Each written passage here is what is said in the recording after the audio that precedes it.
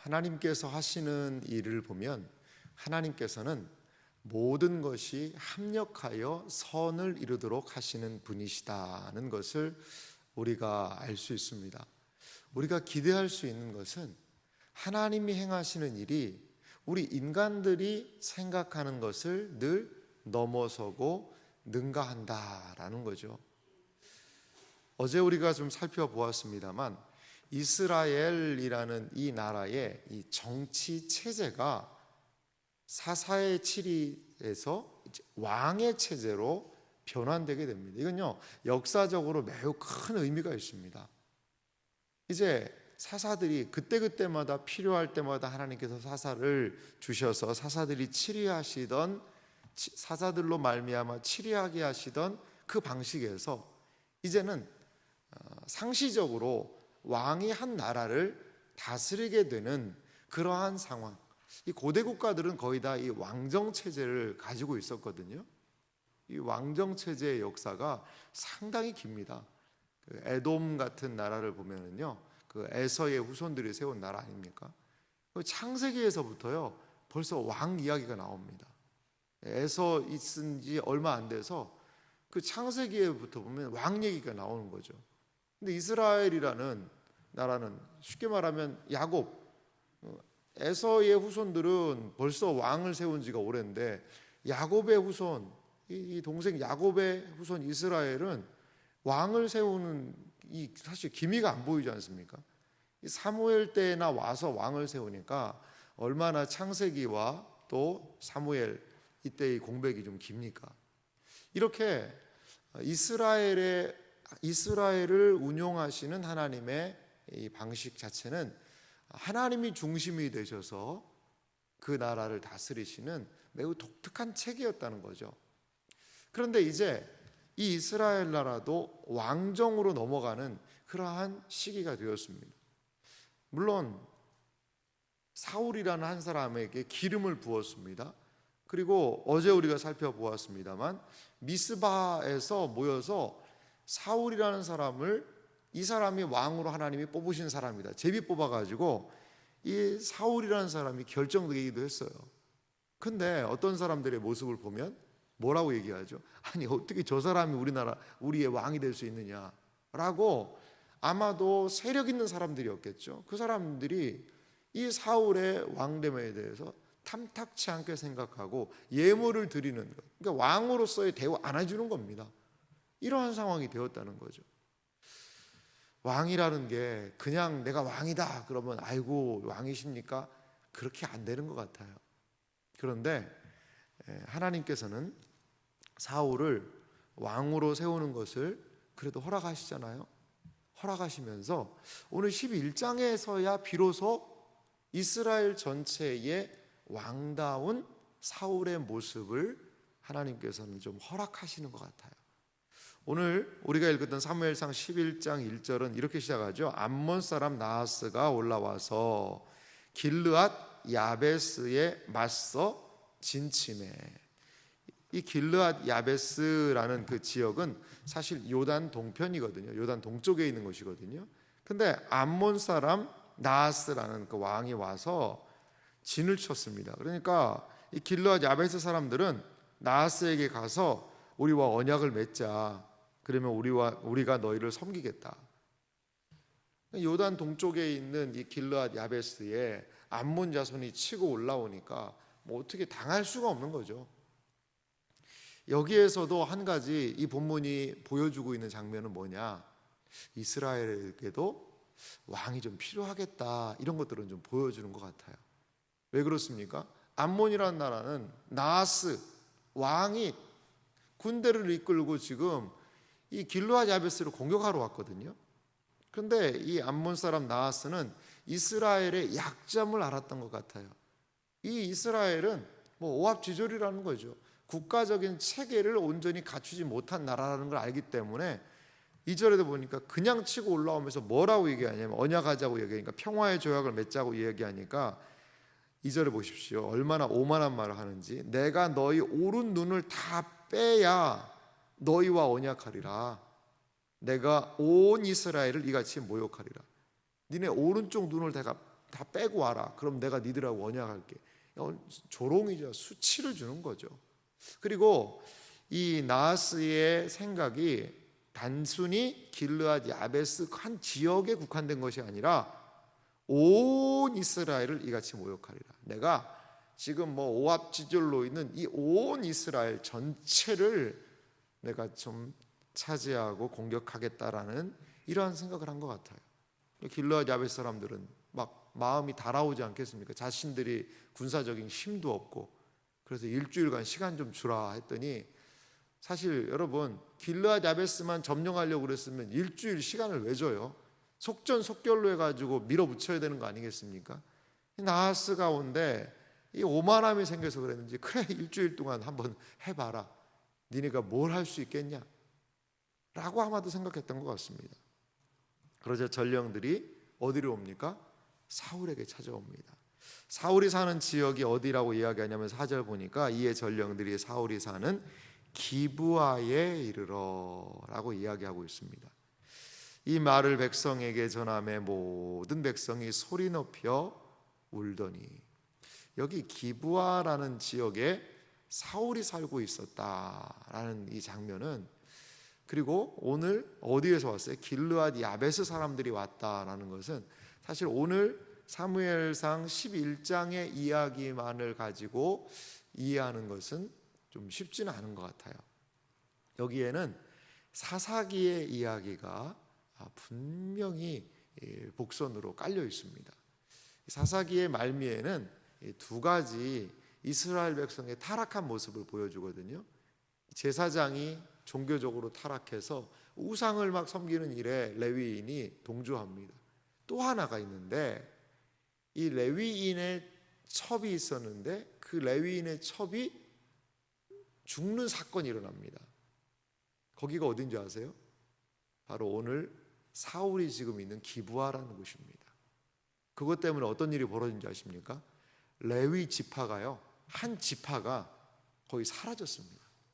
몇 명만 남기고요, 600명만 남기고 말입니다. 레위 지파가 아니라 베냐민 지파죠. 베냐민 지파.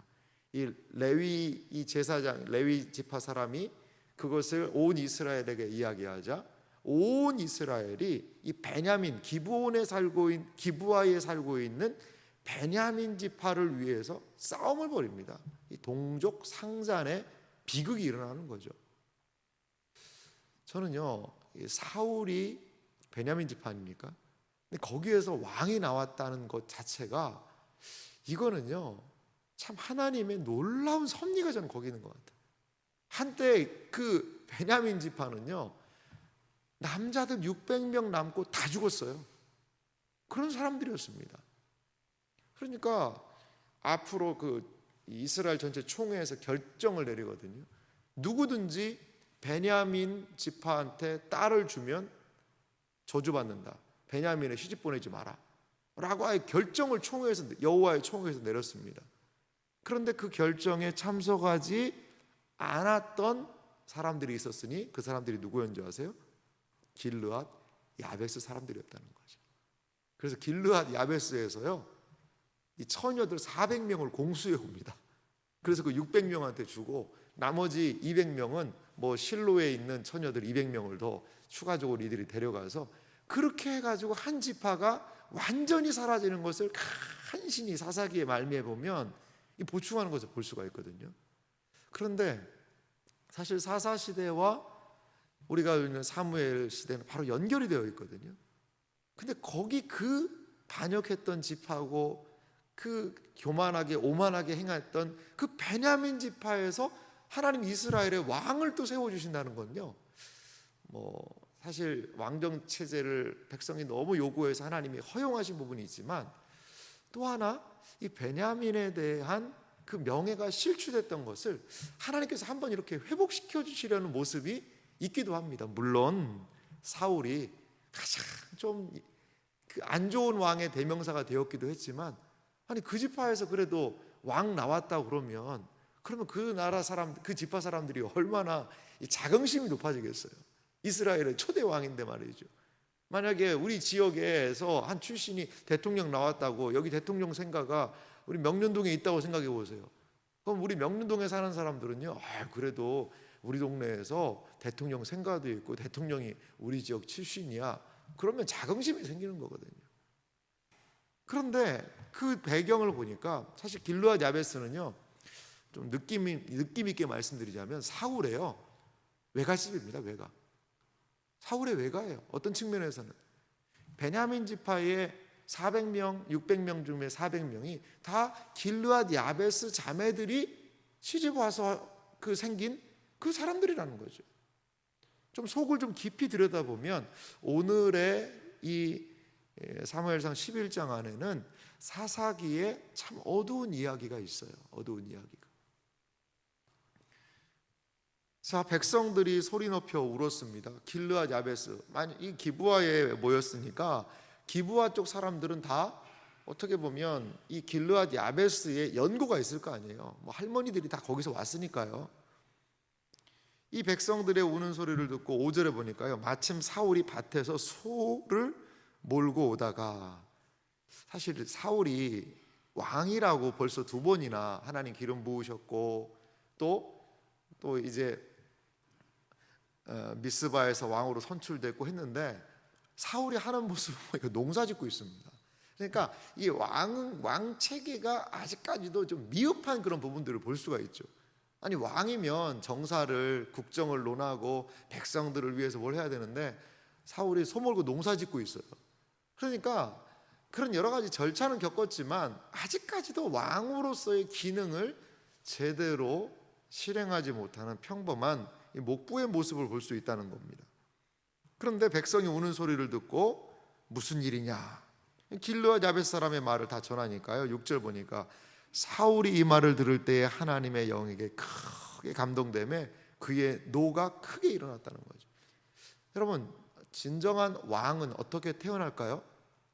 진정한 왕의 그 마음, 이 왕의 그 심령은 어떤 것일까요? 가장 중요한 것은요, 백성을 향한 저는 긍휼함이라고 봐요. 백성이 지금 맞아서 울고 있고, 우리 이제 어떡합니까? 길르앗 야베스 그 사람들 지금 다 죽게 생겼습니다라는 그 이야기를 하자, 이 마음 가운데 같이 통분히 여기는, 야, 내가 왕이 됐긴 하지만 나도 지금 소 몰고 왔다, 어떡하겠냐, 나하스가 엄청 센 나라인데, 그 왕, 무서운 왕인데 내가 어떻게 하겠냐, 미안하다, 가서 그냥 항복하라고 그래라.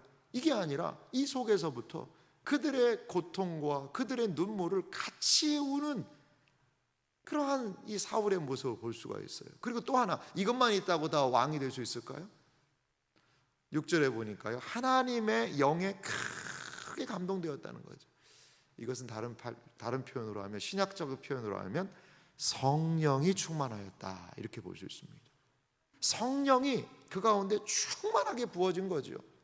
백성에 대한 긍휼히 여기는 마음, 또한 위로부터 내려주는 하나님의 충만하심, 이 두 가지가 왕으로서의 가장 중요한 요소라는 것이죠. 그렇습니다.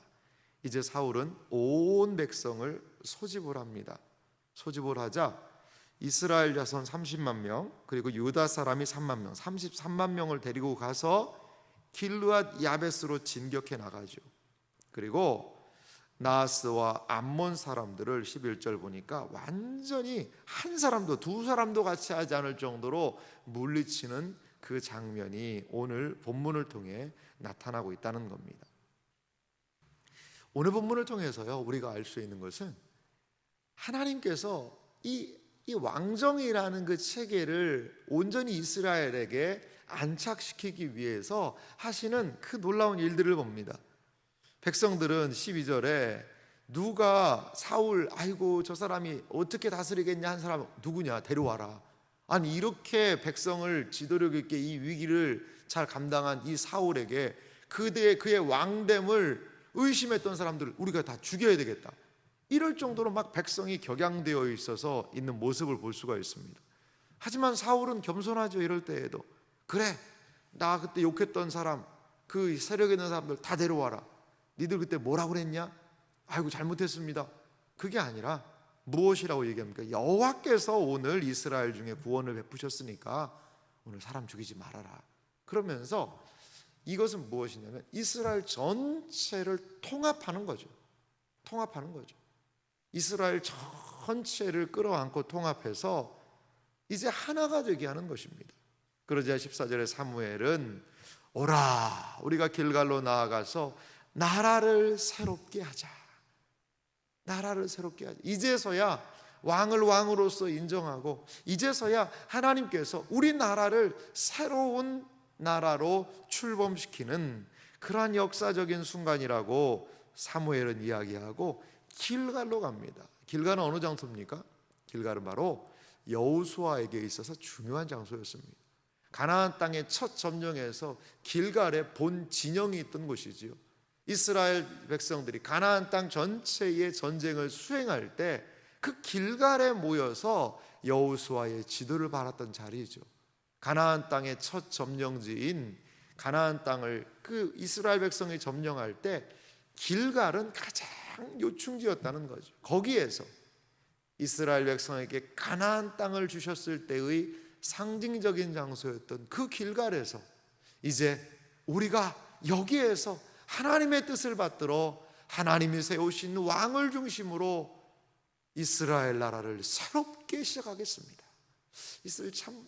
이 사람들이요, 참 많이 가슴이 벅찼을 것 같아요. 그렇습니다. 하나님께서 사울을 3단계를 통하여 왕을 세우셨어요. 기름을 부으시고 개인적으로 미스바에서 왕을 정치적으로 인정하시고 선택하시고, 그리고 길갈에서 민족 대통합을 하는 그 위임식을 거행하여서 이제 명실상부한 이스라엘이라는 국가가 왕을 중심으로 한 그러한 나라로 출발하는 장면을 우리는 볼 수 있습니다. 우리는 이 이야기의 뒷부분도 알죠. 사울이 넘어지고 또 사울이 하나님에게 근심을 드리고 하나님이 세우는 사람 다윗에 대해서 얼마나 모진 일을 했는지, 그러한 이야기들을 우리는 살펴볼 수 있어요.